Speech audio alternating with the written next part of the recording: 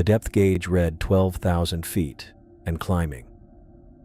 I ran through the checklist one more time, checking each system twice because down here, redundancy kept you alive. The Odyssey's hull creaked softly around us, a sound I'd grown used to over the years, but never quite comfortable with. "Sonars, looking good," Olivia said from the co-pilot seat, her fingers dancing across the control panel. "I'm getting clean readings on the trench walls." The radio crackled to life. Victoria's voice came through clear and confident from the Hades. "Odyssey, this is Commander Victoria. We're maintaining parallel descent at 200 meters separation. How are your systems?" I keyed the mic. "All green here, Victoria. Hull pressures within normal parameters." "Copy that. Current coordinates put us right on track for Serena Deep. 26,000 feet to go." 26,000 feet. I'd been on deep dives before, but nothing like this. Nobody had. We were about to go deeper than any human in history, and the weight of that sat heavy in my chest. Olivia adjusted her headset and pulled up the sonar mapping display. "External cameras are showing nothing but black out there. It's like we're flying through space." She wasn't wrong. Beyond our lights, the darkness was absolute. Not the kind of dark you get at night on land, where your eyes adjust and you can make out shapes. This was the complete absence of light, the kind that had existed down here for millions of years before we showed up with our metal bubble and artificial suns. "Historic mission." Victoria's voice came through again, and I could hear the excitement she was trying to keep professional. "First humans to touch the deepest ocean floor. The data we collect today will rewrite oceanography textbooks." I made another note in the mission log, documenting our descent rate and current depth, 13,000 feet now. The hull pressure readings climbed steadily on my monitor, numbers that represented tons of water pressing against our protective shell. The Odyssey was built for this, tested and retested, but seeing those numbers rise still made my palms sweat. "Victoria, are you getting any interesting readings on your end?" Olivia asked into her mic. "Negative. Just empty water and increasing pressure. Though I have to say, the view from the Hades is pretty spectacular. Our external floods are lighting up particles in the water like snow." I knew what she meant. Tiny bits of organic matter drifted past our cameras constantly, marine snow falling through the water column. Most of it was dead plankton and waste from the surface world, taking its slow journey to the bottom. Some of those particles had been falling for weeks. The electronic hum of our systems filled the cockpit. Life support, navigation, communications, sonar. Dozens of systems working together to keep us alive in an environment that would kill us instantly if anything went wrong. I checked the oxygen levels again. Plenty for the mission, plus emergency reserves. 15,000 feet, I announced, updating both our log and Victoria's crew. "Copy, Odyssey. Hades is showing the same. We're making good time." Olivia calibrated her sonar equipment again, fine-tuning the sensitivity for the geological mapping we'd be doing once we reached the bottom. "These readings are going to be incredible. Nobody's ever mapped the deepest parts of the trench with equipment this advanced." The pressure readings continued their relentless climb. 16,000 feet, 17,000. Each foot deeper meant more water above us, more weight pressing down. The Odyssey's hull was rated for these depths, but knowing that intellectually and feeling it in your bones were different things. "How's everyone feeling?" Victoria asked over the radio. "No signs of pressure sickness or claustrophobia?" "We're good here," I replied, though I noticed Olivia had been gripping her armrest a little tighter as we descended. "Systems are stable, cruise alert." "Same here. Though I have to admit there's something humbling about this. All that water above us, all that empty space below, makes you realize how small we are She was right about that. 18,000 feet down, with another 20,000 to go, we were tiny specks in a vast underwater canyon. The Mariana Trench stretched for over 1,000 miles, and we were heading for its deepest point, a place where the pressure would be over 1,000 times greater than at sea level.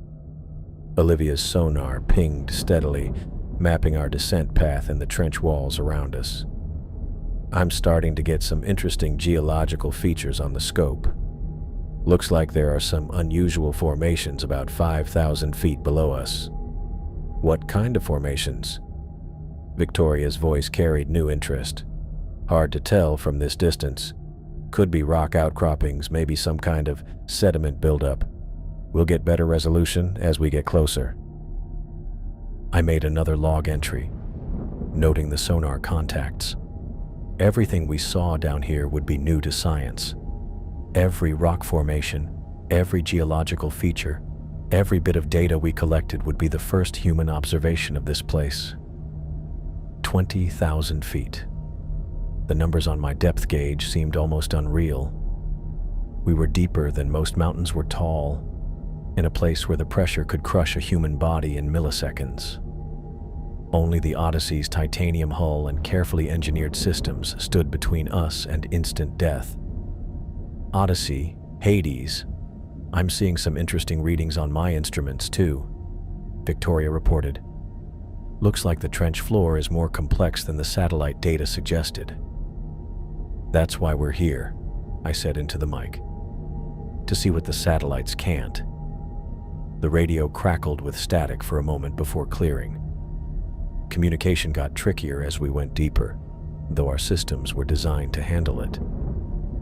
Still, there was something unsettling about that brief burst of interference, a reminder of how far we were from any possible help. Olivia checked her equipment readings again. All systems nominal. Sonar's working perfectly, cameras are clear, navigation is locked on target. 22,000 feet. The hull creaked again, a sound that was probably normal but never failed to get my attention. I ran my eyes over the pressure readings one more time, confirming we were still well within safe parameters. You know, Victoria's voice came through the radio. When we surface, we're going to be the only people on Earth who have seen what we're about to see. That's a hell of a thing. It was a hell of a thing. And we still had over 15,000 feet to go. 20 minutes had passed since we'd broken the previous record, and the numbers on my depth gauge looked like something from another planet. 35,000 feet. We were officially in territory no human had ever seen. Odyssey. Hades here. Victoria's voice crackled through the radio, barely containing her excitement. We are now the deepest humans in history. How does it feel to make the record books? I keyed the mic while adjusting our ballast controls.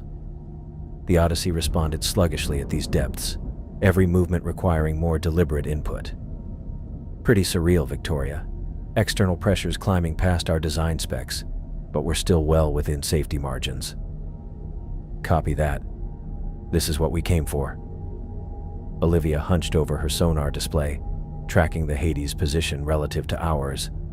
Her passive sonar painted a picture of the water around us, showing Victoria's sub maintaining its parallel descent about 200 meters to our starboard side. The precision required to keep formation at these depths was impressive, even for experienced pilots. My instruments showed water temperature dropping toward freezing. Down here, the cold was absolute, unforgiving.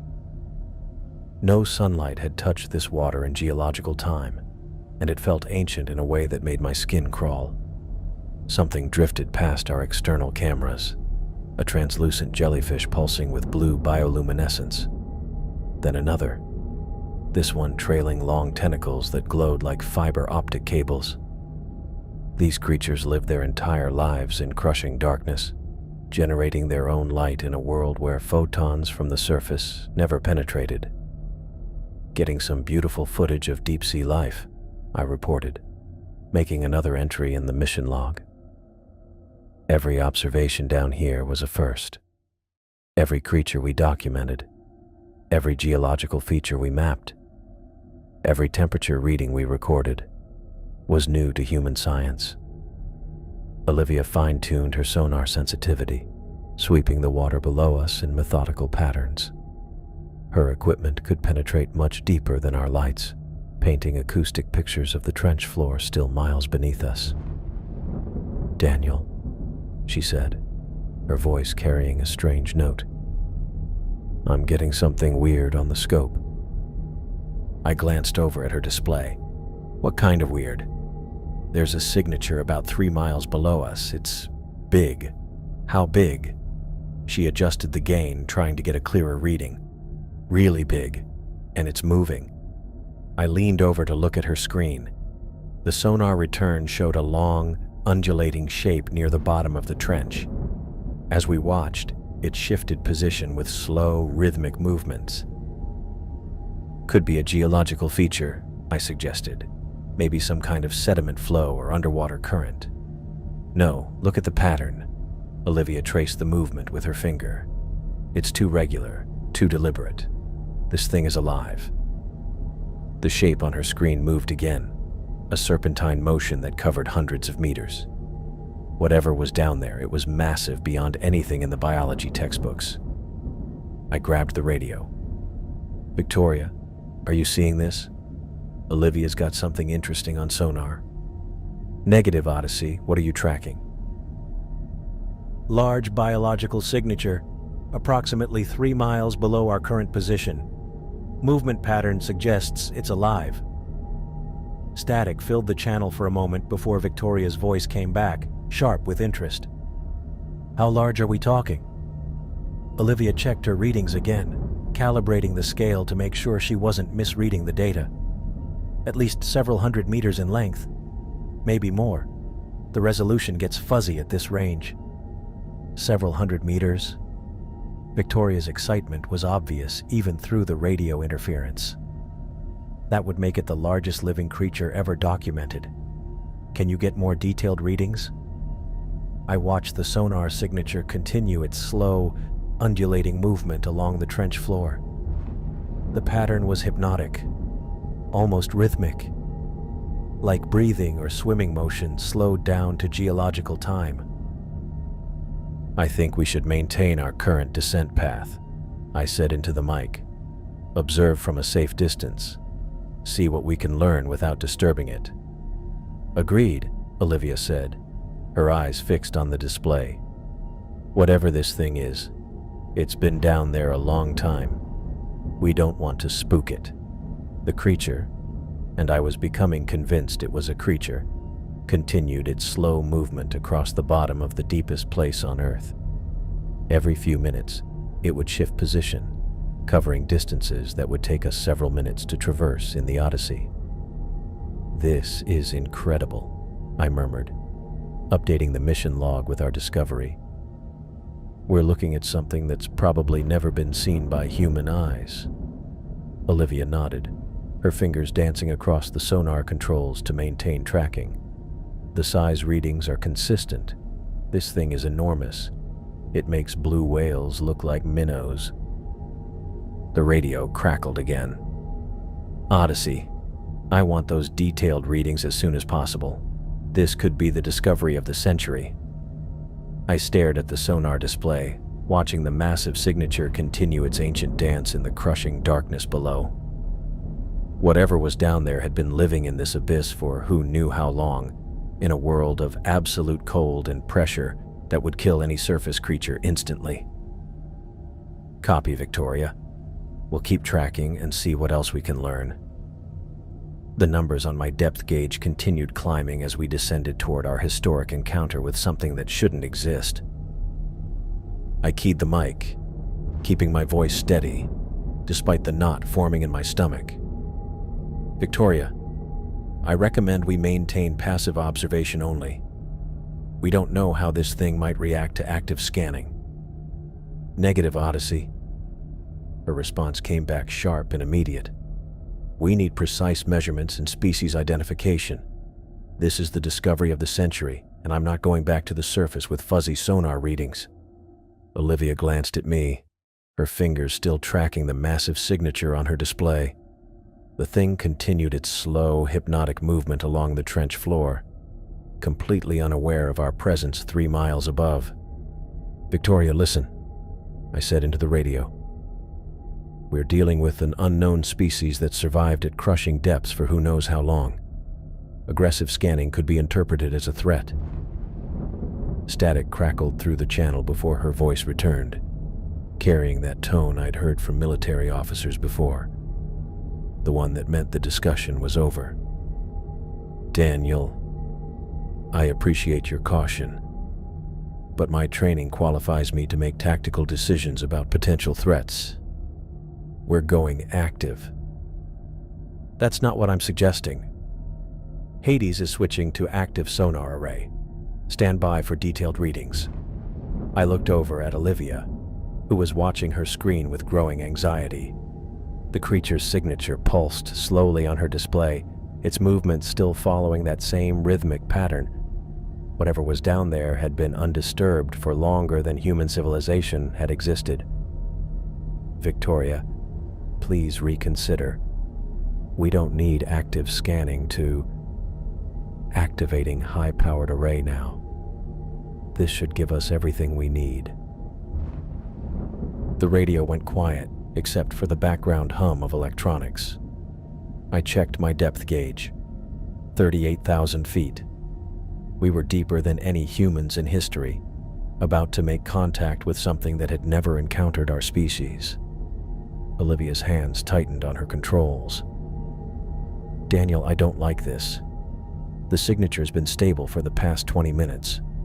Why risk changing that?" Before I could respond, the water around us filled with the concentrated pulse of Victoria's active sonar. The sound was different from our passive systems, harder, more aggressive, like a shout in a library. The acoustic wave raced downward through the crushing darkness toward the massive shape on Olivia's screen. For a moment, everything remained calm. The creature's signature held its position, continuing the same slow movement pattern we'd been observing. Then Olivia screamed. Her sonar display erupted in chaos. The massive signature vanished from its position near the bottom and reappeared as a streak of movement racing upward at impossible speed. The scale of the movement was beyond anything I'd ever seen. Hundreds of meters covered in seconds. "Victoria!" I shouted into the mic. "Victoria, respond!" Her voice came through the channel, but the confidence was gone, replaced by something I'd never heard from her before. Pure terror. "What the hell is..." The transmission cut off, replaced by a sound that made my blood freeze. Metal groaning under pressure, but not the slow creaking we were used to. This was the rapid, violent sound of a hull being crushed like a tin can. "Victoria! Hades, respond!" The radio filled with a deafening shriek of collapsing metal, the unmistakable sound of a submarine's hull failing catastrophically. The noise went on for several seconds before cutting to absolute silence. Olivia stared at her screen in horror. "It's gone. The Hades signature just disappeared." I grabbed the radio with shaking hands. "Victoria! Victoria, please respond." Nothing but static answered me back. The sonar display showed empty water where the Hades should have been, and somewhere in the darkness below us, something massive was moving with purpose and terrible speed. I stared in horror as our long-range cameras caught fragments of something impossible. The Hades was there on the screen, but it wasn't alone. Coiled around Victoria's submarine like a massive python was something that shouldn't exist. A serpentine body so enormous it made the military sub look like a toy. The creature's scales caught our lights and threw them back like black mirrors, each one the size of a dinner plate. The thing's body was thick as a subway tunnel, wrapped around the Hades with casual, terrible strength. I watched the submarine's hull buckle and compress, metal groaning under pressure that had nothing to do with water depth. "Victoria!" I shouted into the radio, but her voice was already dissolving into static. "Can't break free. Something's got us. Hull integrity failing. The transmission cut to white noise. Olivia let out a broken sob beside me, her hands flying over the sonar controls. The hull just breached, multiple compartments flooding. I'm reading total structural failure. On our cameras, the Hades's external lights flickered once, twice, then died completely. The submarine crumpled like aluminum foil in the creature's grip, imploding with a violence that sent shockwaves through the water. Our own hull shuddered from the pressure wave, instruments flickering as the destruction reached us. I gripped the controls as the Odyssey rocked, fighting to keep us stable. Through the cameras, I watched twisted pieces of what used to be the Hades tumble past our position, sinking into the endless black below us. The serpent slowly uncoiled from its kill. My hands moved without conscious thought, killing our main external lights. The cockpit plunged into dim red emergency illumination, leaving us nearly invisible in the crushing darkness. Every survival instinct I had was screaming at me to surface, to get as far from this thing as possible. But 38,000 feet of water sat above us. Rapid ascent would kill us just as dead as whatever was out there. "How big is it?" I whispered, not trusting my voice at normal volume. Olivia's fingers shook as she worked her instruments. 800 meters. Maybe more. The sonar can't get a complete reading because it's too close to the trench wall. 800 meters. That was half a mile of living creature, something that had just crushed a military submarine designed to withstand the deepest ocean pressures. I tried to process what I was seeing, but my brain kept rejecting the data. Nothing this large could exist. Nothing this large could survive at these depths. But there it was on our cameras, moving with deliberate grace through water that would instantly kill any surface creature. "Daniel," Olivia's voice cracked. "It's turning toward us." I looked at the screen and felt my blood turn to ice water. The massive head was swinging in our direction, not with the random movement of a predator following scent, but with purpose, intelligence, like it knew exactly where we were. "Stay calm," I whispered, though my own hands were shaking on the controls. "Don't make any sudden movements. Don't touch the active sonar." The creature began to rise toward our position with slow, measured strokes of its enormous body. Each movement was controlled, calculated. This wasn't some mindless, deep-sea predator acting on instinct. This thing was thinking. Olivia wiped tears from her face, her eyes fixed on the sonar display. "It's not moving like it's hunting. More like it's investigating." I watched the serpent's approach on our cameras, trying to estimate how long we had before it reached us. The thing moved through the water with an efficiency that spoke of millions of years of evolution in this environment.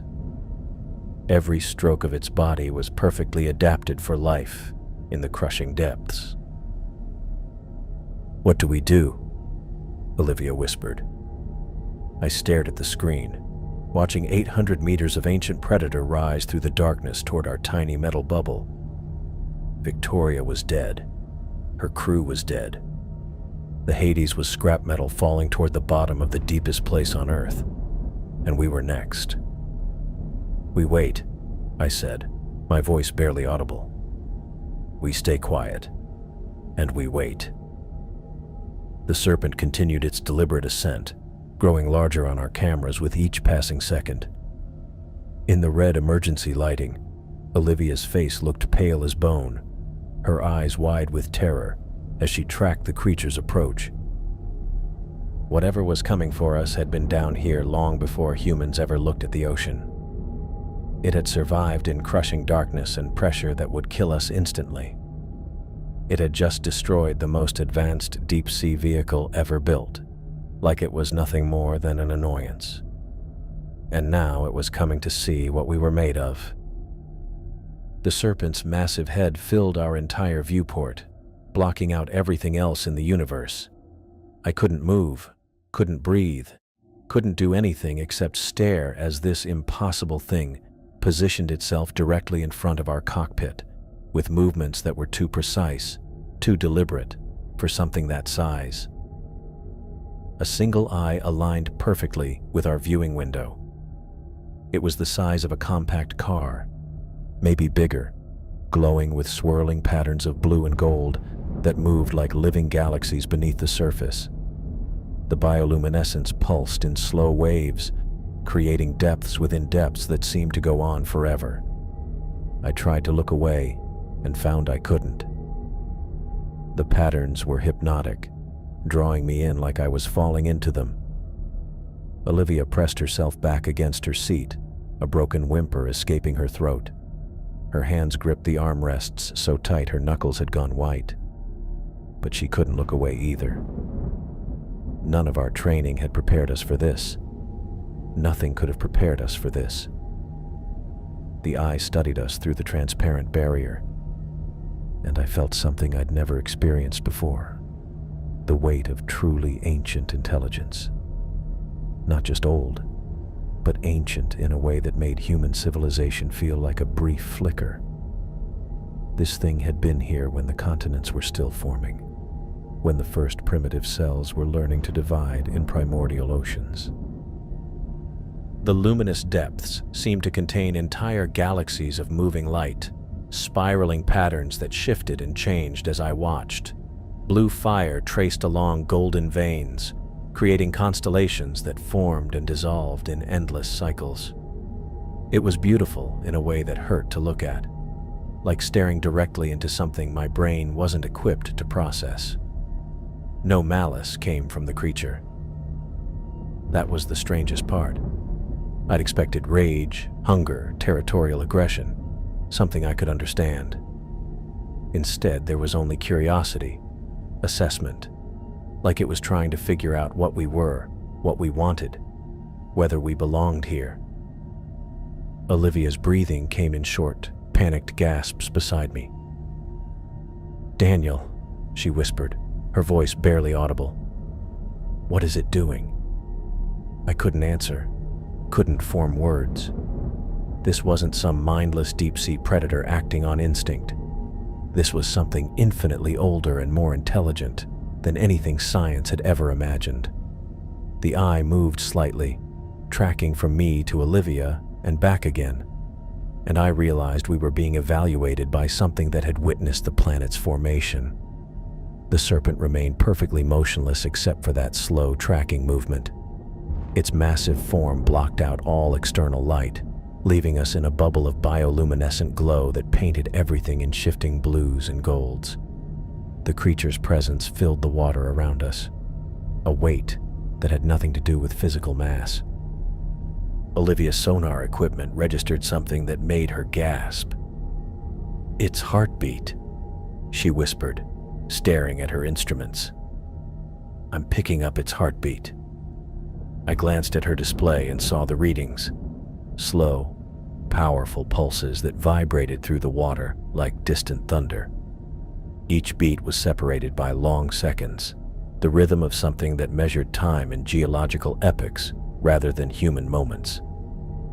The eye continued its examination, and I found myself wondering what it saw when it looked at us.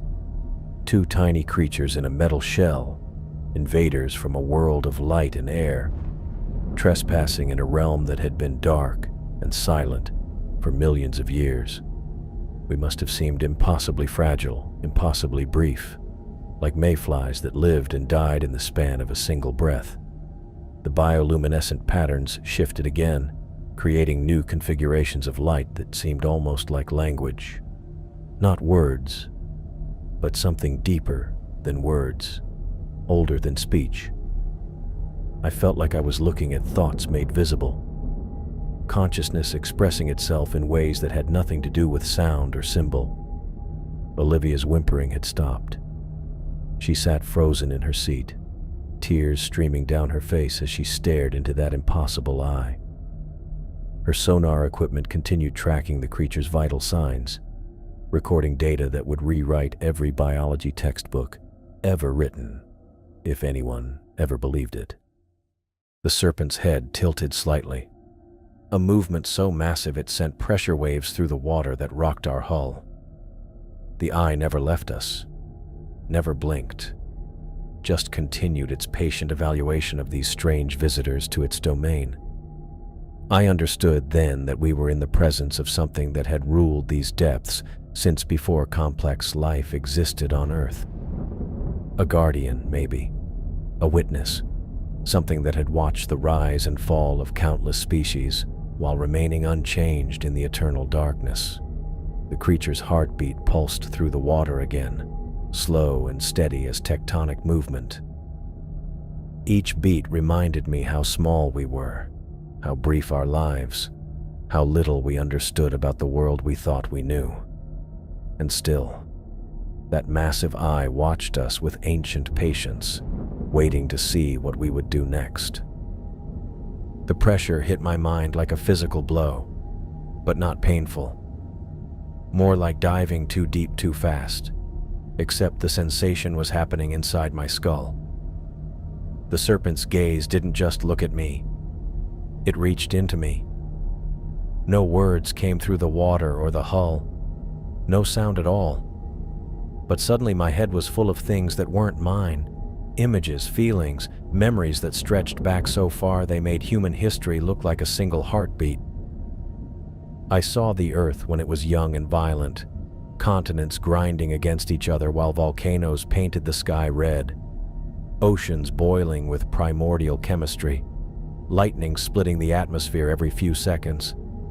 And through it all, something vast and patient, waiting in the deepest places where the planet's crust cracked open to reveal its molten heart. The impressions kept coming, flooding my consciousness faster than I could process them. Eons of darkness, silence so complete it had weight.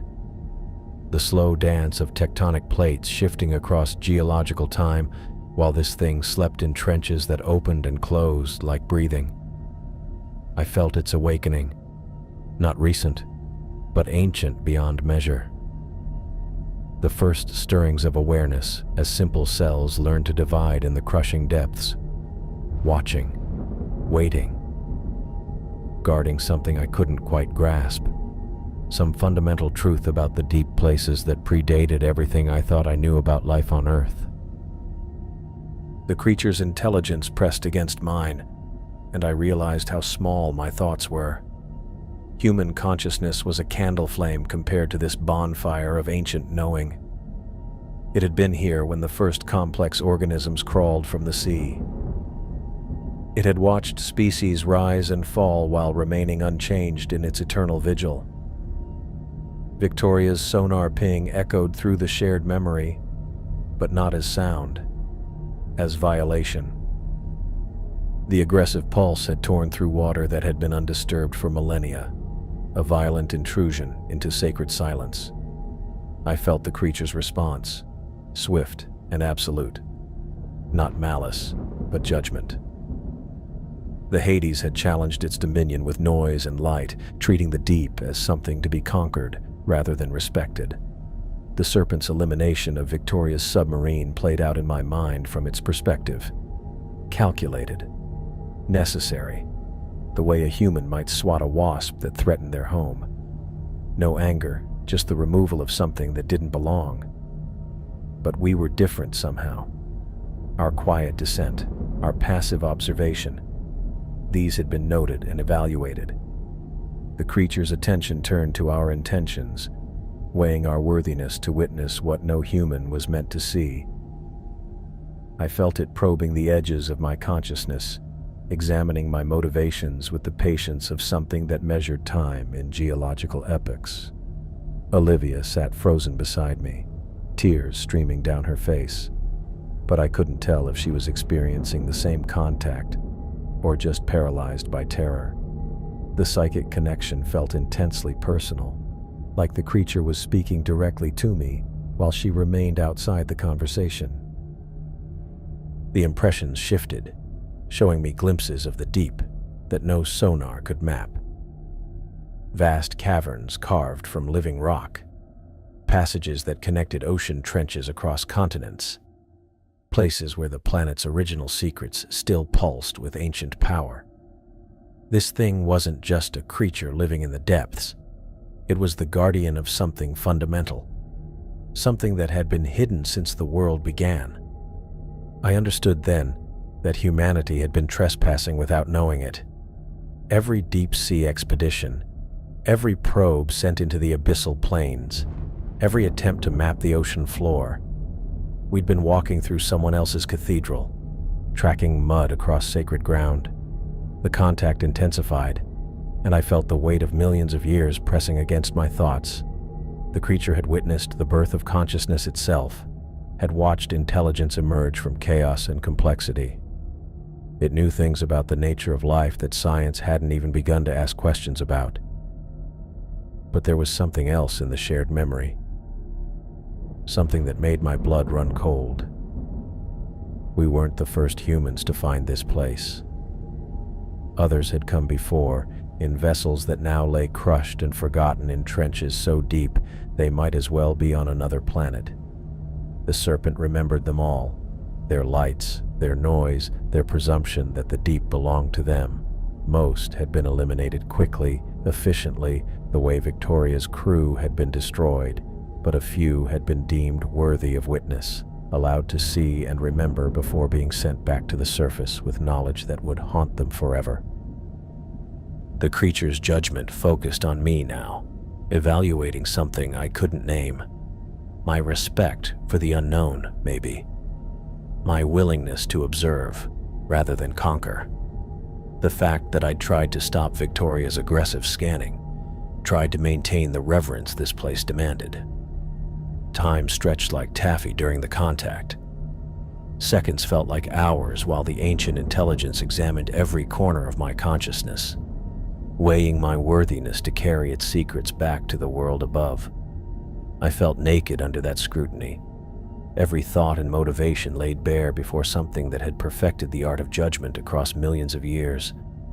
The pressure in my mind began to ease, and I realized the creature had reached its decision.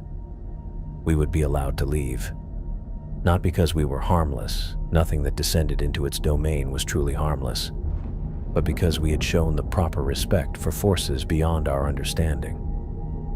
The psychic contact faded gradually, leaving me gasping in my seat as my own thoughts returned to normal size. The serpent's massive eyes still filled our viewport, but the overwhelming presence in my mind had withdrawn to a whisper. I looked over at Olivia and saw her staring at me with wide, terrified eyes. She'd felt something, but not the full contact. The creature had chosen to speak with me alone, marking me as the one who would carry its message back to the surface world. The message was simple and terrible. The deep places were not ours to explore. They belonged to something infinitely older, infinitely more powerful than humanity. We had been tolerated this once, but future intrusions would be met with the same swift judgment that had claimed the Hades. The serpent's eye blinked once, a movement like continents shifting, and I knew our audience was over. The massive eye closed with geological slowness, each movement of the lid like watching continents drift across the surface of an alien world. When it opened again, something had changed in those swirling depths of blue and gold. The evaluation was complete. I held my breath, waiting for judgment. The serpent's head began to withdraw from our viewport with the same measured precision it had used to approach. No sudden movements, no aggressive displays, just the careful retreat of something that had seen what it needed to see. The creature's massive form uncoiled from around our position, each section of its body moving past our cameras like a living mountain range. Olivia let out a shuddering breath beside me, her first real sound since the thing had arrived. Her fingers found her sonar controls again, tracking the entity's movement as it drifted away from us with impossible grace. The bioluminescent patterns along its scales grew dimmer as distance increased. fading from brilliant constellation to distant starlight. "It's leaving," she whispered, her voice cracked and raw. I watched the creatures retreat on our external cameras, trying to process what had just happened. The psychic contact had left my thoughts feeling stretched, like I'd been forced to think in dimensions my brain wasn't built for. Every time I tried to focus on the memories the thing had shared, they slipped away like water through my fingers. The serpent's massive tail swept past our position, each movement sending pressure waves through the water that rocked our hull gently. Then it was gone, disappearing into the crushing darkness below us, as if it had never existed. Only the twisted wreckage of the Hades, still falling toward the bottom of the trench, proved that any of this had been real. Olivia's sonar swept the water around us in desperate arcs, trying to maintain contact with something that had moved beyond our instrument's range. "I'm losing the signature," she said, adjusting the gain and sensitivity. "It's going too deep, too fast." I stared at the empty water on our cameras, feeling hollow and changed in ways I couldn't name. The creature had judged us worthy of survival, but I didn't understand why. What had it seen in me that had earned us this reprieve?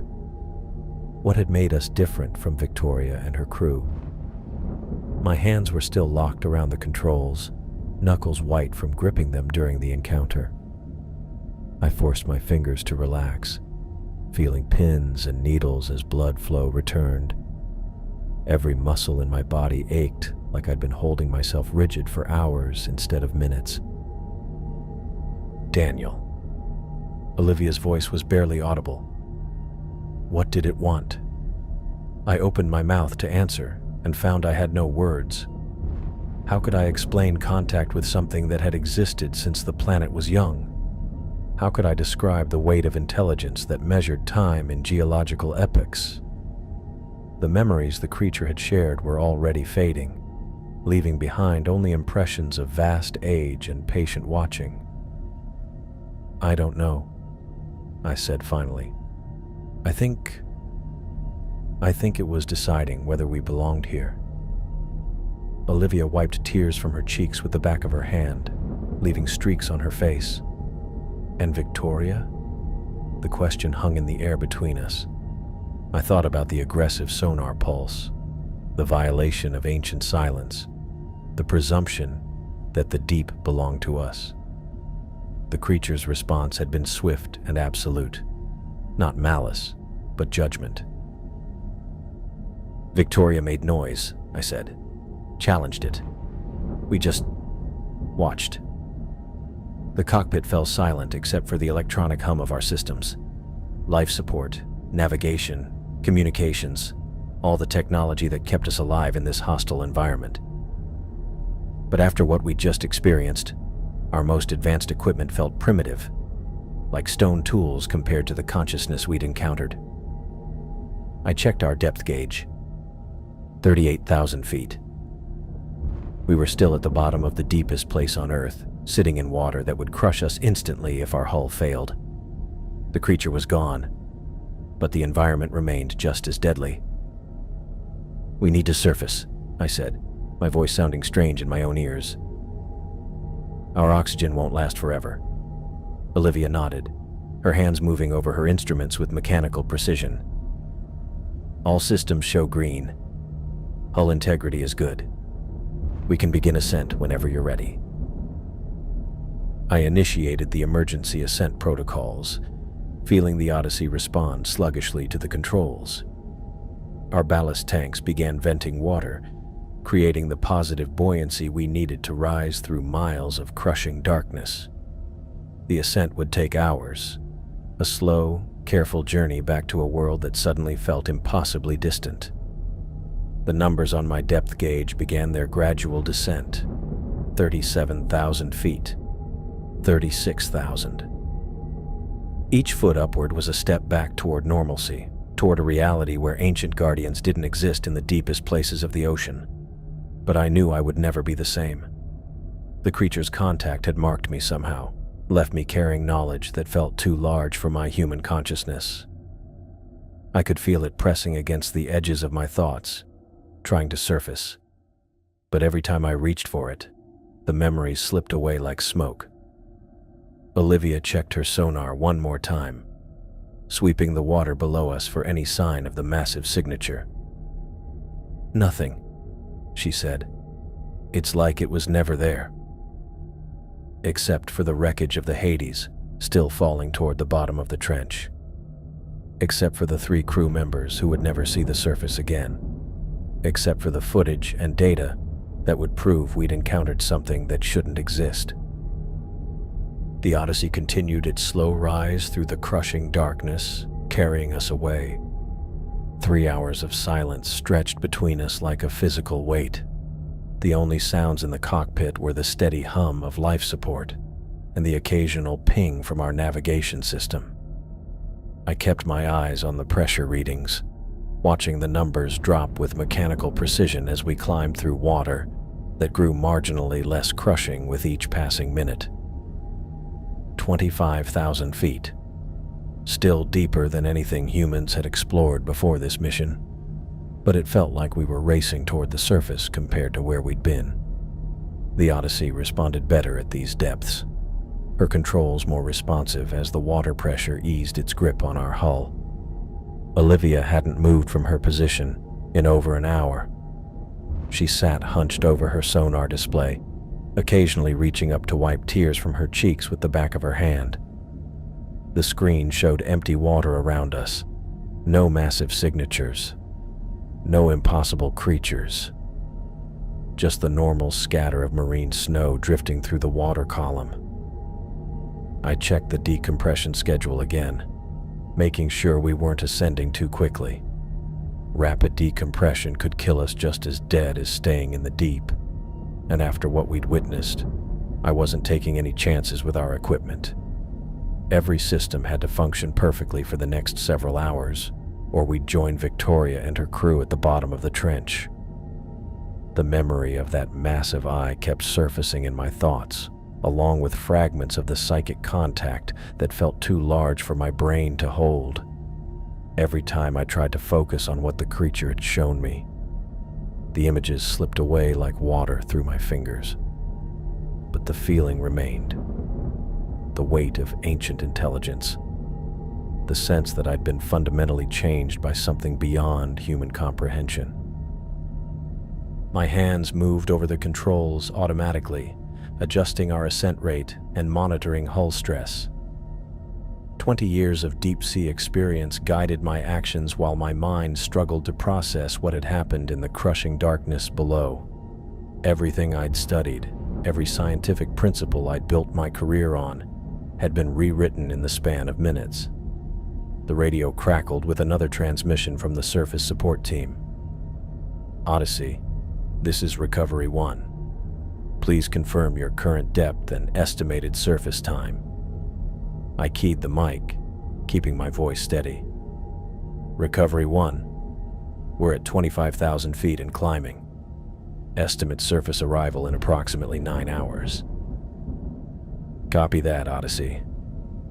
Weather conditions remain favorable for recovery operations. We have the Hades on standby for parallel ascent coordination." My stomach dropped. They were still expecting Victoria's submarine to surface alongside us.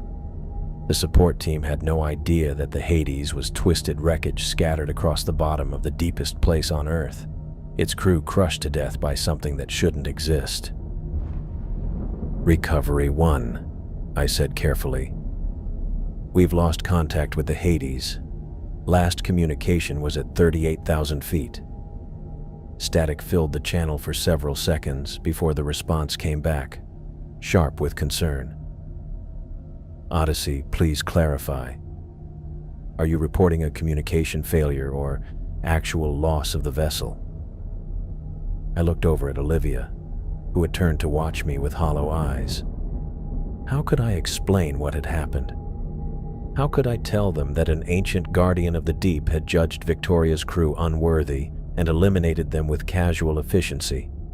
Recovery 1, the Hades suffered catastrophic hull failure. No survivors. The radio went silent except for background static. I could imagine the chaos erupting on the surface as mission commanders tried to process the loss of their most advanced submarine and its entire crew. They'd been expecting a routine scientific achievement, a historic first ascent that would make headlines around the world. Instead, they were getting a disaster that would raise questions nobody was prepared to answer. Olivia finally spoke, her voice barely above a whisper. "Do you think anyone will believe us?" I adjusted our ballast controls, buying time to consider her question. The truth was impossible.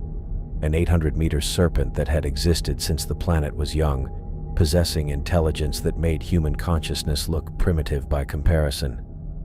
Even with our footage and sonar data, even with the wreckage of the Hades as evidence, the story sounded like something from a nightmare. "I don't know," I said honestly. "The footage might help, but they'll say it was equipment malfunction," Olivia finished. "Pressure-induced hallucination. Trauma from watching the Hades implode." She was probably right. Extreme depth psychology was a recognized phenomenon. The human mind could create elaborate fantasies when subjected to crushing pressure and isolation. Our testimony would be dismissed as the product of stress and grief, explained away by experts who had never descended past a few thousand feet. The radio crackled again. "Odyssey, this is Mission Commander Reynolds. We need detailed information about the Hades incident immediately." I keyed the mic, knowing this was just the beginning of what would be hours of questioning. "Commander, we encountered an unknown biological entity at maximum depth. The creature attacked and destroyed the Hades before we could take evasive action." "Biological entity? Odyssey, please clarify the nature of this creature." How could I describe something that defied every law of biology? How could I explain the psychic contact, the ancient memories, the sense of being evaluated by intelligence that had witnessed the birth of complex life on Earth? "Serpentine in nature, approximately 800 meters in length, demonstrated aggressive territorial behavior when subjected to active sonar scanning." The silence stretched longer this time. I could picture Reynolds and his team exchanging glances, wondering if the pressure had finally gotten to us. Two experienced deep-sea researchers claiming they'd encountered a sea monster at the bottom of the world. "Odyssey, maintain current ascent rate and prepare for immediate medical evaluation upon surface recovery. All mission data will be secured for analysis." Secured. That was military speak for confiscated. Our footage, our sonar readings, our equipment logs, everything that might prove what we'd witnessed would disappear into classified files. The truth would be buried under layers of official explanations and national security protocols. Olivia turned back to her sonar display, tears flowing freely now. "Victoria's dead because of that thing. Her whole crew. And nobody's going to believe it really happened." I watched the depth gauge continue its slow countdown toward the surface. 23,000 feet. 22,000. Each foot brought us closer to a world where ancient guardians didn't exist, where the deepest places of the ocean were empty of intelligence older than human civilization. But I knew I would never be the same. The creature's contact had marked me somehow, left me carrying knowledge that felt too large for my human consciousness. I could feel it pressing against the edges of my thoughts. Memories of geological time, impressions of vast patience, the weight of being judged by something that had ruled the depths since before complex life existed. The surface waited above us like a distant promise, but I understood now that some experiences changed you so fundamentally that there was no going back. We were ascending toward a reality that would never quite fit again, carrying secrets that officially would never have existed. 21,000 feet and climbing, with the crushing darkness of the deep falling away beneath us like a half-remembered dream. The hull broke through the surface with a violent lurch that sent water cascading off our viewports. After 12 hours in the crushing darkness, the sudden brightness of afternoon sunlight felt like being stabbed in the eyes. I threw my hand up to shield my face, blinking rapidly as my vision adjusted to a world I'd almost forgotten existed. Pacific swells rocked the Odyssey gently, a motion that felt impossibly peaceful after what we'd experienced in the deep. Through the water streaming down our cameras, I could see the recovery vessels approaching our position. 3 ships arranged in a triangle formation, their crews probably expecting to celebrate the deepest human dive in history. They had no idea what they were about to hear. Olivia hadn't moved from her seat since we'd passed the 20,000-foot mark. She sat hunched over her dead sonar display, staring at the blank screen like she was still tracking something massive in the water below us. Her face was pale as bone, streaked with dried tears, and her breathing came in shallow gasps that made me worry about shock. "Olivia," I said gently, "we're on the surface. We made it." She turned to look at me with hollow eyes that seemed to see right through me. "Did we? Or are we still down there, and this is just what dying feels like?" The radio crackled to life before I could answer. "Odyssey, this is Recovery 1. Welcome back to the surface. Prepare for cable attachment and lift operations." I keyed the mic with hands that were steadier than I'd expected. "Recovery 1, this is Odyssey. We're ready for recovery, but I need to report a critical incident. The Hades is lost with all hands." Static filled the channel for several long seconds. When the response came, the celebratory tone had vanished completely. "Odyssey, please repeat your last transmission. The Hades suffered catastrophic hull failure at maximum depth. Commander Victoria and her crew are dead." The radio went silent, except for background noise. I could imagine the chaos erupting on the recovery ships as mission commanders tried to process what I'd just told them. They'd been expecting triumph, headlines, scientific achievement. Instead, they were getting the worst deep-sea disaster in history. Recovery divers splashed into the water around us, their movements efficient and professional despite the bombshell I'd just dropped. Heavy cables thudded against our hull as they attached the lifting gear, each impact vibrating through the Odyssey's frame. The familiar sounds of surface operations felt surreal after the absolute silence of the deep. "Odyssey, this is Mission Commander Reynolds." A new voice came through the radio, sharp with authority. "Maintain radio silence until you're aboard the research vessel. Medical teams are standing by." I watched through our cameras as the crane on the primary recovery ship swung into position. The massive hook descended toward us on steel cables thick as my arm, operated by crews who had performed this operation dozens of times, but never after losing an entire submarine and crew to something that shouldn't exist. The lift began with a mechanical whine that I felt through the hull. Water streamed off our viewports as we rose from the Pacific swells, leaving behind the surface of an ocean that concealed secrets no human was meant to discover.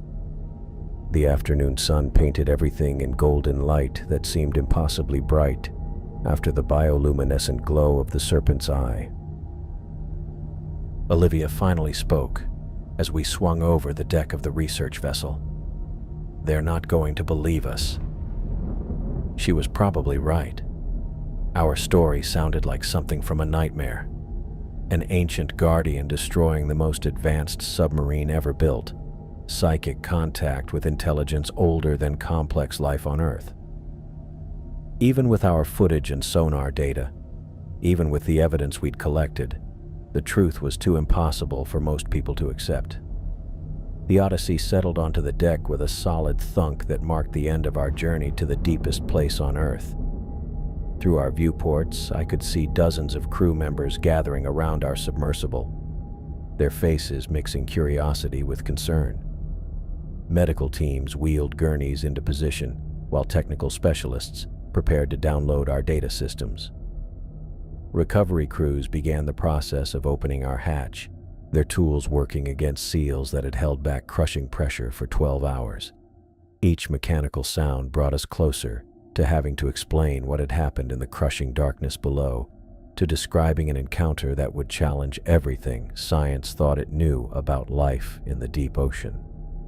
The hatch cracked open with a hiss of equalizing pressure, and suddenly I could smell the Pacific air, salt and seaweed and diesel fuel from the ships. After breathing recycled atmosphere for half a day, the fresh air hit my lungs like a drug. "Dr. Harrison," a voice called down through the hatch opening. "Medical team standing by. Are you and Dr. Chen injured?" "We're physically unharmed," I called back, though I wasn't sure that was entirely true. The creature's psychic contact had left me feeling stretched, changed in ways I couldn't quantify. "But we need immediate debriefing with Mission Command." Hands reached down to help me climb out of the Odyssey's cramped cockpit. My legs nearly buckled when I tried to stand. 12 hours in the pilot seat had left my muscles stiff and cramped. The deck of the research vessel felt solid and reassuring under my feet, but I couldn't shake the feeling that I was still falling through crushing darkness. Olivia emerged from the hatch like a sleepwalker, accepting help from the medical team without really seeming to see them. Her eyes remained fixed on some distant point, as if she was still tracking something massive on her sonar display.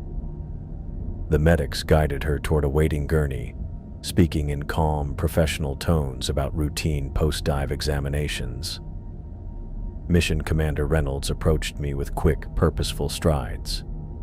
He was a lean man in his 50s, with gray hair and the kind of weathered face that came from decades of ocean operations. His expression mixed concern with barely controlled frustration. "Dr. Harrison," he said, extending his hand. "First, I'm glad you made it back safely. Second, I need to understand exactly what happened to the Hades." I shook his hand, noting the firm grip and direct eye contact. Reynolds was military through and through, the kind of man who dealt in facts and operational realities rather than impossible theories about ancient sea monsters. "Commander, we encountered a biological entity at maximum depth. Serpentine in nature, approximately 800 meters in length. It attacked and destroyed the Hades after Commander Victoria initiated active sonar scanning." Reynolds studied my face carefully, looking for signs of decompression sickness or psychological trauma. "Dr. Harrison, I need you to understand how that sounds. An 800-meter sea creature? That's larger than any biological entity known to science." "I understand how it sounds," I said, meeting his gaze steadily. "But our sonar data will confirm everything I'm telling you. Dr. Chen tracked the entity for over an hour before the attack occurred." "We'll certainly examine all your data," Reynolds said, his tone carefully neutral. "But right now, I need you to submit to medical evaluation and preliminary debriefing. There will be more detailed questioning once we've confirmed your physical and mental condition." I nodded, understanding the subtext. They thought the pressure had gotten to us, that we'd suffered some kind of shared hallucination brought on by extreme depth and the stress of the dive.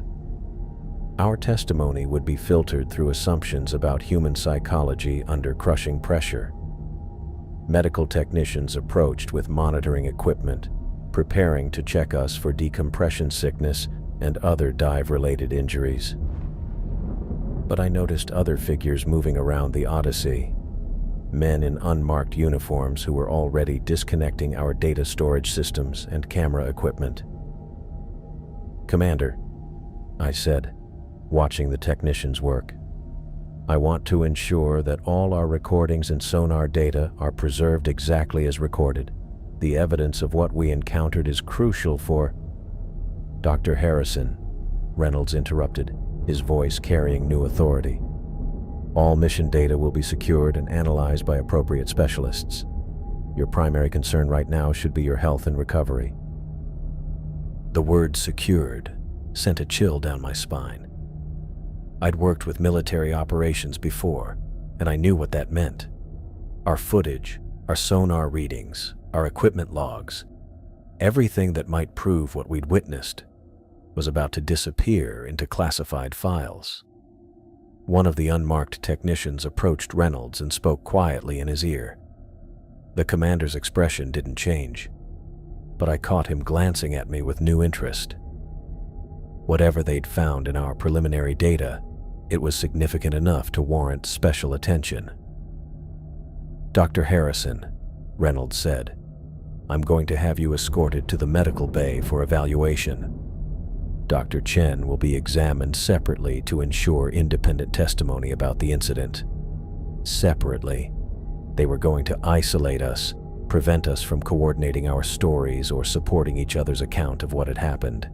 Standard procedure for incident investigation, but it meant I'd be facing their questions alone." 2 crew members approached to escort me below decks, their manner polite but firm. As we walked toward the ship's superstructure, I looked back at the Odyssey sitting on the deck like a metal egg that had hatched something impossible. The unmarked technicians were already swarming over our submersible, downloading data and removing equipment with practiced efficiency. The medical bay was a sterile white space filled with monitoring equipment and examination tables. A Navy doctor introduced himself and began the standard post-dive protocol: blood pressure, reflexes, cognitive function tests designed to detect decompression sickness or pressure-related neurological damage. "Any hallucinations during the dive?" he asked, shining a light in my eyes. "Visual distortions, auditory phenomena, feelings of unreality?" I hesitated, thinking about the psychic contact with the serpent, the flood of ancient memories that had filled my consciousness. How could I explain that without sounding like I'd suffered a complete psychological break? "Nothing that would indicate equipment malfunction or pressure effects," I said carefully. The doctor made notes on his tablet, his expression professionally neutral. But I could see the skepticism in his eyes. He'd probably already been briefed about our claims of encountering a massive sea creature. From his perspective, I was a deep-sea researcher who'd cracked under pressure and created an elaborate fantasy to explain a tragic equipment failure. The examination continued for another hour. Blood tests, neurological assessments, psychological evaluation questions designed to determine my mental state. Through it all, I could hear activity on the deck above as teams worked to secure our equipment and data. When the doctor finally finished, Reynolds returned with 2 other men I didn't recognize. They wore civilian clothes but carried themselves with military bearing, and their eyes held the kind of sharp intelligence that suggested intelligence services rather than regular Navy. "Dr. Harrison," Reynolds said, "these gentlemen need to ask you some questions about the incident. I want you to understand that this conversation is classified under national security protocols." National security. The phrase hit me like a physical blow. Whatever we'd encountered in the deep, whatever evidence we'd collected, it was about to become a state secret. The truth would be buried under layers of official explanations and security classifications. One of the civilians stepped forward, a thin man with gray hair and pale eyes that seemed to see everything. "Dr. Harrison, I'm Agent Morrison. I need you to walk me through exactly what happened during your encounter with this biological entity." I looked around the medical bay, noting how the space had been cleared of unnecessary personnel. Only Reynolds, the 2 agents, and myself remained. Whatever they wanted to discuss, it was sensitive enough to require complete privacy. "Where's Dr. Chen?" I asked. She corroborated everything I reported. Her sonar data clearly shows. "Dr. Chen is being debriefed separately," Morrison interrupted. "Right now, I need to hear your account of the events." I took a deep breath and began describing our encounter with the serpent, watching their faces for any sign of belief or understanding. Morrison took notes on a tablet while his partner remained silent. studying me with the kind of attention that made my skin crawl. When I finished, Morrison set down his tablet and leaned back in his chair. "Dr. Harrison, you're describing an encounter with a creature that violates every known law of biology. Something that size couldn't survive at those depths, couldn't generate the energy needed for the kind of movement you're describing. The sonar data will be analyzed by appropriate specialists," Morrison said firmly. "But I want you to consider an alternative explanation. Extreme depth psychology is a well-documented phenomenon. The human mind can create elaborate hallucinations when subjected to crushing pressure and isolation." There it was, the official explanation they were preparing to sell. Pressure-induced hallucination, shared psychosis brought on by the stress of the deepest dive in human history. Our testimony would be dismissed as the product of minds pushed beyond their limits. "Agent Morrison," I said, keeping my voice steady, "I've been conducting deep-sea research for 20 years. I know the difference between hallucination and reality. What we encountered was real, and the evidence will prove it." Morrison exchanged a glance with his partner before responding. "Dr. Harrison, I need you to understand something. If your account is accurate, if there really is something like what you're describing in the deep ocean, that information has profound implications for national security. Such knowledge would need to be carefully controlled to prevent panic or exploitation by hostile forces." The threat was subtle, but clear. Whether our story was true or false, it was going to be classified. The truth about the ancient guardian would become a state secret, buried in files that would never see public light. "What about Commander Victoria and her crew?" I asked. "They died down there. Don't their families deserve to know what really happened?" "Commander Victoria and her crew will receive full military honors," Reynolds said. "Their sacrifice will be remembered as advancing human knowledge of the deep ocean, but the specific details of the incident must remain classified." I stared at them, understanding finally that this had been decided before they'd even questioned me. The official story was already written. Equipment failure, tragic accident, heroic sacrifice for science. The truth about what ruled the deepest places of Earth would disappear into classified files. Morrison pulled out a tablet and set it on the table between us. "Dr. Harrison, I need you to review and sign these documents. They outline the official account of the incident and your agreement to maintain appropriate security protocols." I looked at the screen, seeing pages of legal text that would bind me to silence about the most significant discovery in human history. Somewhere in those documents was language that would make sharing the truth a federal crime, punishable by imprisonment or worse. "And if I refuse to sign?" Morrison's pale eyes hardened slightly. "Dr. Harrison, you've suffered a traumatic experience that has clearly affected your judgment. Continued insistence on this creature story would seriously damage your scientific credibility. It might even suggest the need for extended psychological evaluation and treatment." The threat was clear now. Sign the documents and accept the official story, or be declared mentally unstable and disappeared into the psychiatric system. My career, my freedom, my ability to ever tell the truth about what we'd encountered, all of it hung on my willingness to participate in the cover-up. I thought about the serpent's massive eye, the ancient intelligence that had judged us worthy of survival. That creature had existed since the planet was young, had witnessed the rise and fall of countless species, while remaining hidden in the crushing depths. Now its existence would become another government secret, filed away with all the other truths too dangerous for public knowledge. The tablet waited on the table between us, its screen glowing with documents that would make the truth officially non-existent. Outside, I could hear the sounds of our equipment being loaded onto trucks, our evidence disappearing into the machinery of national security. Morrison leaned forward slightly. "Dr. Harrison, I need your decision."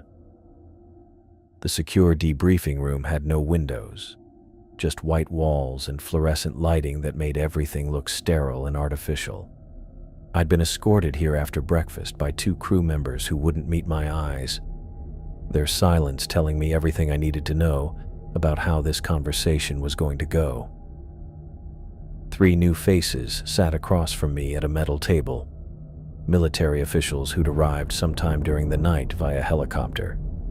I'd heard the rotors beating overhead around, 300 hours, pulling me from dreams filled with swirling patterns of blue and gold light, the kind of dreams that felt more like memories trying to surface. The man in the center wore navy dress blues with enough ribbons to suggest he'd seen real action. Captain something or other. He'd introduced himself, but the name had slipped past me like everything else seemed to these days. His companions were civilians in dark suits, the kind of people who carried government credentials and spoke in careful, measured sentences. "Dr. Harrison," the captain said, sliding a manila folder across the table. "We've completed our preliminary analysis of the incident involving the Hades." I opened the folder and found myself staring at an official report stamped with classification markings. The language was clinical, bureaucratic, designed to reduce what had happened to a series of technical failures and environmental factors. "Catastrophic hull failure due to unforeseen geological pressures at record depths," I read aloud. "Equipment malfunction resulting in loss of structural integrity." "That's correct," one of the civilians said. "The extreme pressures at 38,000 feet exceeded even our most conservative safety calculations. The Hades was pushed beyond its operational limits." I looked up from the report, feeling something cold settle in my stomach. This is complete fiction. Our footage clearly shows a biological entity attacking the submarine. The captain's expression didn't change. "Dr. Harrison, we've reviewed all available data from your mission. What you're describing simply isn't supported by the evidence." "What evidence?" "You confiscated everything before we'd even been debriefed properly." "All recordings and sensor data have been analyzed by appropriate specialists," the second civilian said. "The conclusion is unanimous: equipment malfunction combined with extreme environmental stress." I set the folder down, my hand steadier than I'd expected. "You're telling me that an 800-meter serpent was a hallucination? That the destruction of the Hades was just mechanical failure?" "Dr. Harrison," the captain leaned forward slightly. "Extreme depth psychology is a well-documented phenomenon. The human mind can create elaborate fantasies when subjected to crushing pressure and isolation. What you experienced was trauma-induced hallucination, common in situations like this." The words hit me like physical blows. Hallucination, fantasy, trauma-induced. They were systematically dismantling everything we'd witnessed, reducing it to symptoms of psychological breakdown. "Where's Dr. Chen?" I asked. She tracked the entity on sonar for over an hour. Her readings will corroborate. "Dr. Chen has already been debriefed," the first civilian interrupted. "She's provided her account of the incident." Something in his tone made my blood run cold. The way he said, "provided her account," suggested Olivia had already been through this same process, faced with the same choice between truth and career survival. The door opened behind me, and I turned to see Olivia enter the room. She looked smaller somehow, diminished, her eyes avoiding mine as she took a seat at the far end of the table. Her hands were folded in her lap, and I noticed she was wearing different clothes, civilian attire instead of the mission gear she'd had on yesterday. "Dr. Chen," the captain said, "would you please share with Dr. Harrison what you told us about the incident?" Olivia finally looked at me, and I saw something broken in her expression. The Hades suffered hull failure at maximum depth, equipment malfunction. The extreme pressure caused hallucinations, shared psychosis brought on by the stress of the dive. Each word felt like a betrayal, but I could see the fear in her eyes. They'd gotten to her first, presented her with the same impossible choice I was facing now. Accept the official story or watch your career disappear. Olivia, I said quietly, you know what we saw down there. You tracked it on sonar. You have the readings. She shook her head, tears starting to form. I was mistaken. The equipment was malfunctioning. The pressure, the isolation, it affected my judgment. Dr. Chen has agreed to the official account, the captain said. She understands the importance of accurate reporting in scientific endeavors. I stared at Olivia, seeing the documents in front of her, the signatures already dried on pages that would make the truth officially non-existent. They'd offered her something: continued funding, career protection, the ability to keep working in her field. All she had to do was deny what we'd both witnessed. Dr. Harrison, the first civilian said, we need you to understand the broader implications here.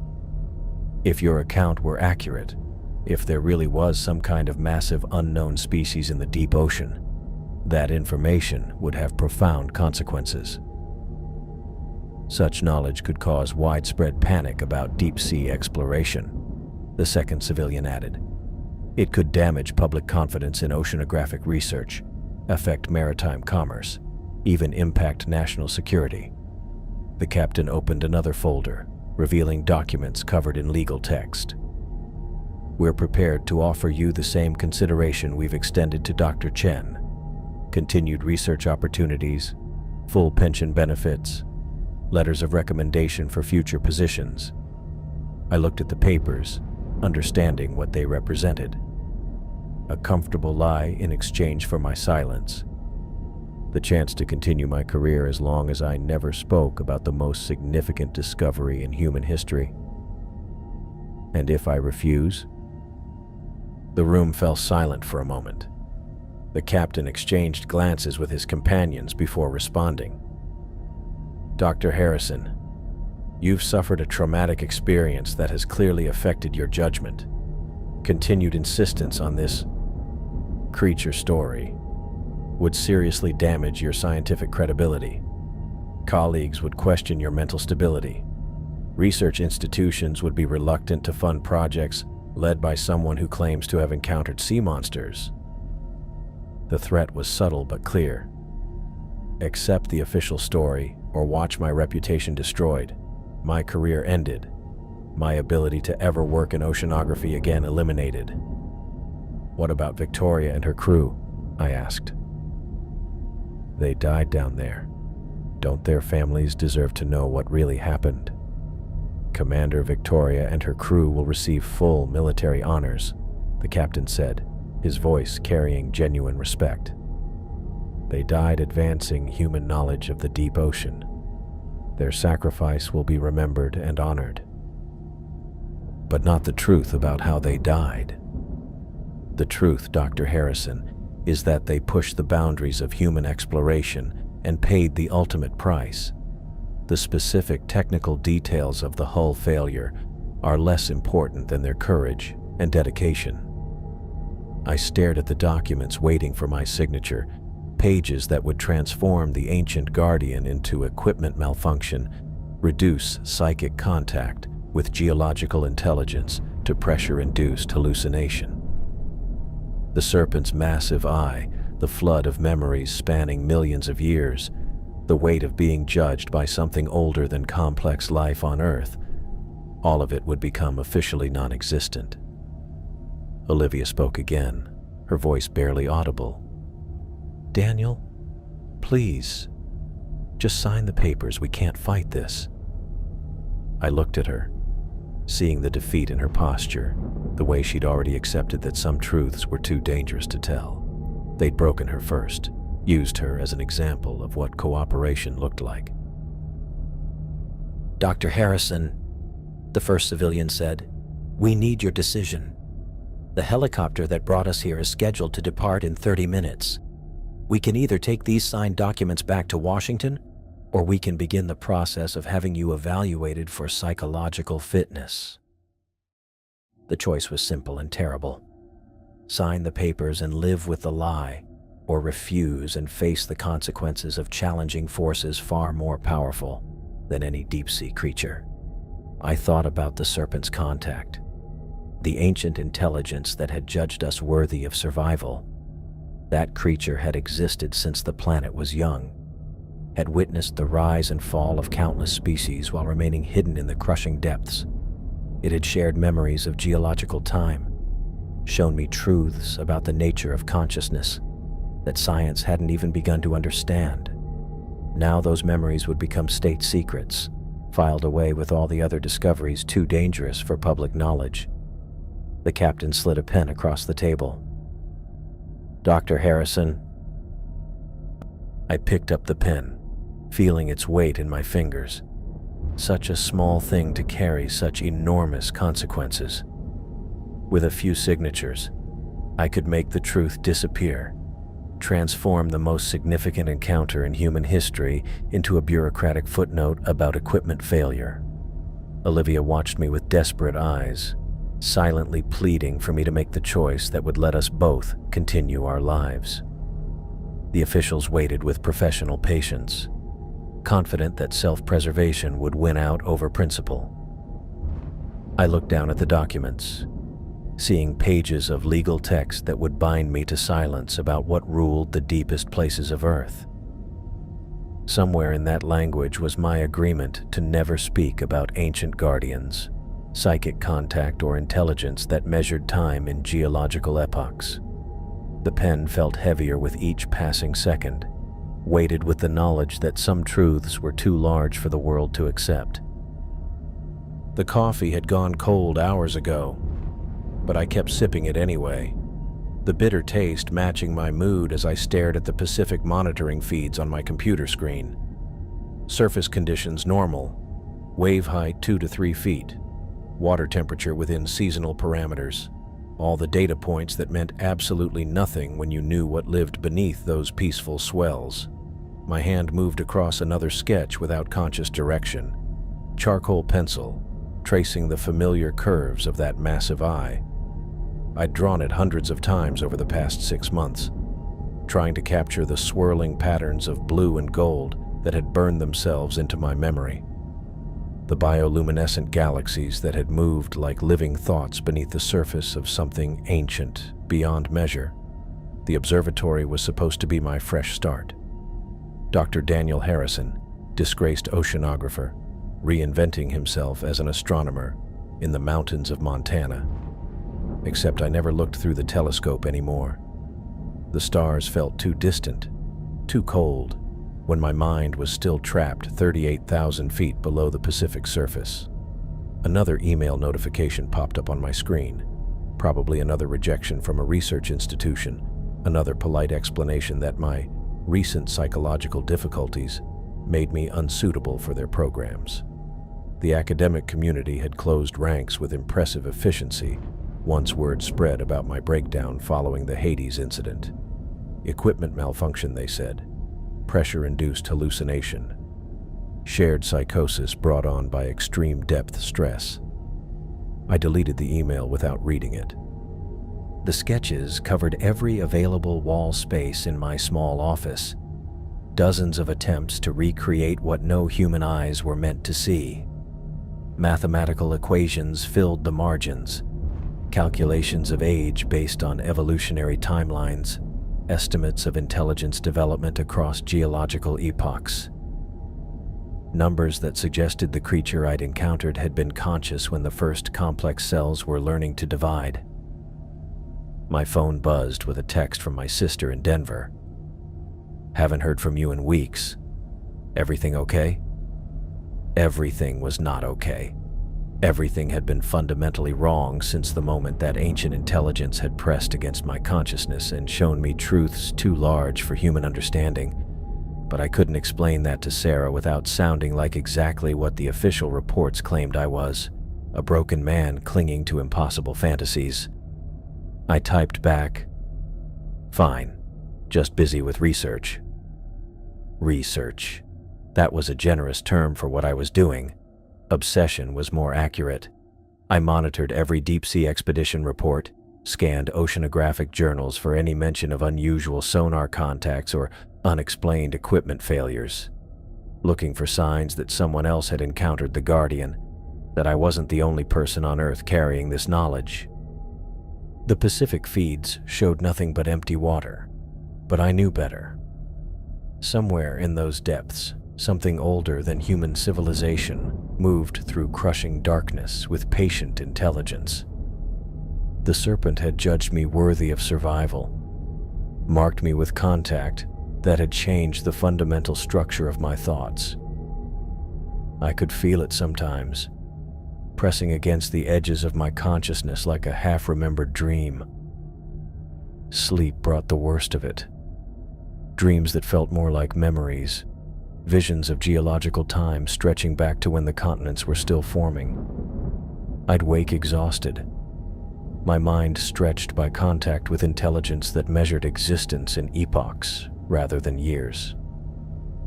The experience had separated me from normal reality in ways I was still discovering. A new report appeared on my screen. Routine survey of the Mariana Trench by a Japanese research vessel. Standard depth measurements, water temperature readings, nothing unusual noted. But I read every word anyway, searching for any detail that might suggest they'd encountered something beyond their understanding. The official story had held for 6 months now.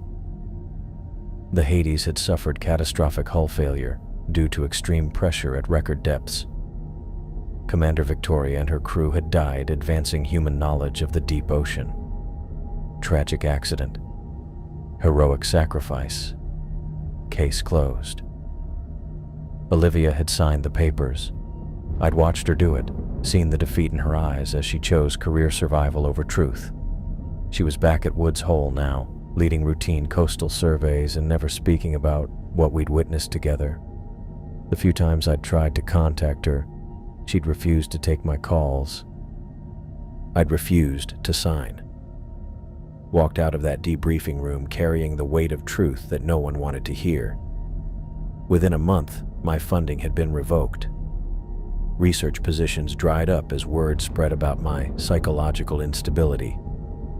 Colleagues who'd respected my work for 20 years suddenly found reasons to avoid my calls.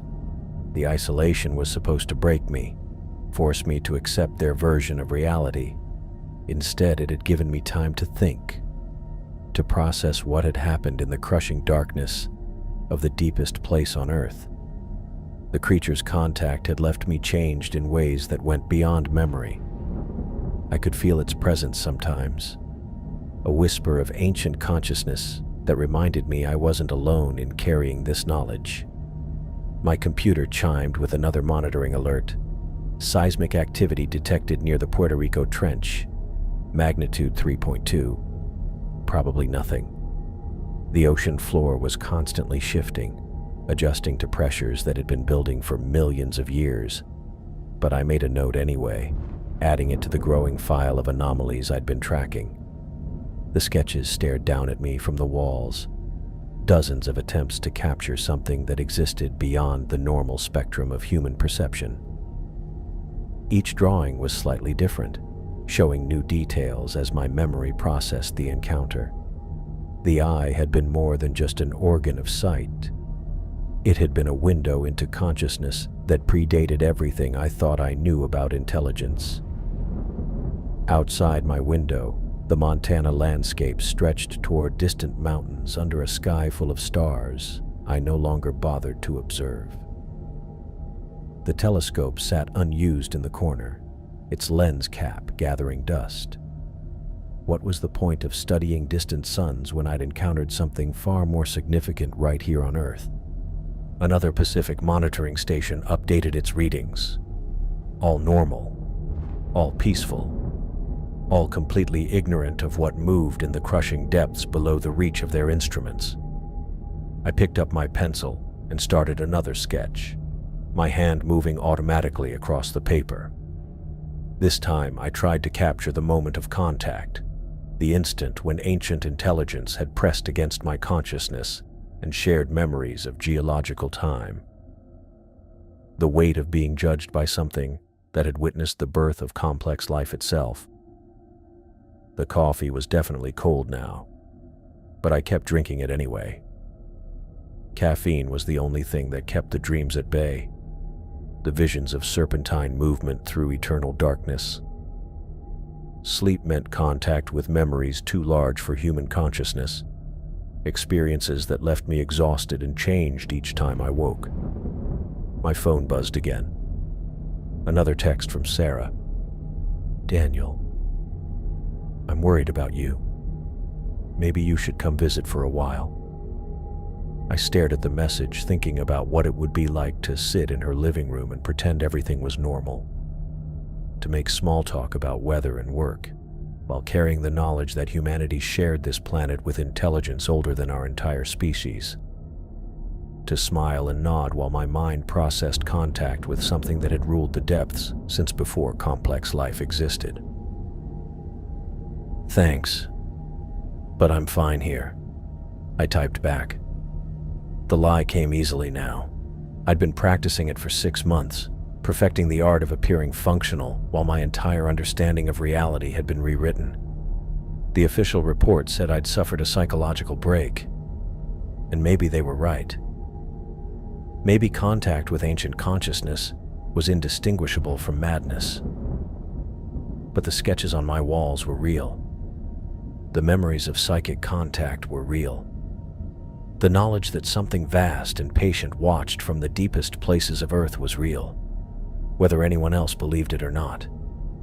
I turned back to the Pacific monitoring feeds, watching peaceful surface waters that concealed secrets no human was meant to discover. Somewhere beneath those waves, the Guardian continued its eternal vigil, protecting truths that had been hidden since the planet was young. And I was the only person on Earth who remembered what it felt like to look into its ancient eye and be judged worthy of survival. The pencil moved across fresh paper, tracing familiar curves as I tried once again to capture something that existed beyond the boundaries of human perception. Each sketch brought me closer to understanding what had happened in the crushing darkness, what it meant to carry contact with intelligence that measured time in geological epochs.